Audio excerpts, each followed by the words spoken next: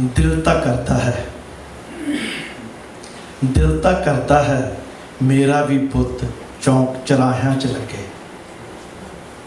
दिल ता करता है मेरा भी पुत चौंक चराहियां च लगे, पर हौसला कित्थों लियावां सूली ते चढ़न दे लई। पर हौसला कित्थों लियावां सूली ते चढ़न दे लई।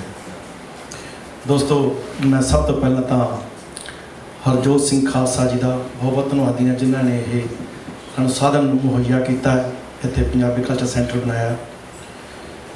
तो साडा भी बहुत ज़्यादा एक सुपना सी कि साडा इत्थे अपना इस तरह का कोई सेंटर होवे, क्योंकि साल दे विच असीं दोस्त मित्र दो प्रोग्राम करते हैं। एक पंजाबी चेतना दिवस, एक कवि दरबार जां होर विषय के उत्ते पेपर पढ़ाउने वक्-वक् समयां दे उत्ते जरूर साल च। पर कई दोस्तों नाल गलबात कीती सी, hungaरा भी मिलिया सी, बहुत वारी वादे भी होए सी, पर साडा सुपना पूरा नहीं सी होया। जदों असीं कनेडा दे विच पंजाबी भवन की गल तुरती सी, यूनीवर्सिटियां दे विच होर थावां ते वड्डे वड्डे वाइस चांसलर तक बहुत सारे, तो सानू अपने आप नूं नगूणे जे समझदे भी साडा एडा वड्डा फ्रिज होना है, साडे कोल अपना कोई घर ही है नहीं गा साहित्यकारां दा। तां हरजोत खालसा जी ने यह उपराला किया, तो जो इंचार्ज बनाए साडे बहुत प्यारे दोस्त साडे लंबे समय तो जिन्होंने असीं जानते हैं, सरां साहब जो पंजाबी ट्रिब्यून में लंबा समय उन्होंने काम किया, अमृतसर टाइम के भी साहित्यक हल्कों के बड़ा वड्डा नाम है उन्होंने। सानू खुशी हुई साडे मित्र प्यारे इस इंचार्ज ने प्रफुल्लित होगी पंजाबी बोली मां बोली दे ते मेले लगते रहेंगे। दोस्तों, मैं एक छोटी जी नज़म अपनी पेश करना चाहूँगा।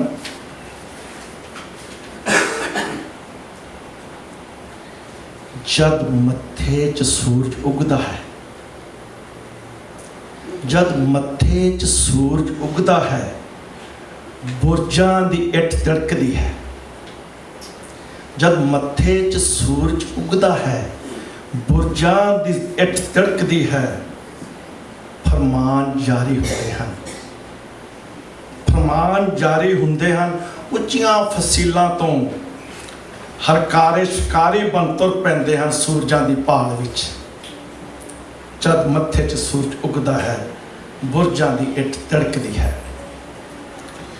सूरज ना लिशकदी तलवार तो घबराउंदा है, सूरज ना लिशकदी तलवार तो घबराउंदा है, ना तत्ती तवी तो बहनों डरदा है। वो तो हस हस चरखड़ियां ते चढ़दा है, वो तो चांदनी चौंक च जा खड़दा है। सूरज ना लिशकदी तलवार तो डरदा है, ना तत्ती तवी ते बहनों डरदा है। वो तो चांदनी, वो तो हस हस चरखड़ियां ते चढ़दा है, वो तो चांदनी चौंक च जा खड़दा है। सीस बुरजां नूं ललकारदा है, सीस बुरजां नूं ललकारदा है। चमकौर दी गड़ी होवे जां खदराने दी ढाब, सूरज हरदा नहीं लड़दा है। सूरज हरदा नहीं लड़दा है, जब तक मत्थे च सूरज उगदे रहेंगे।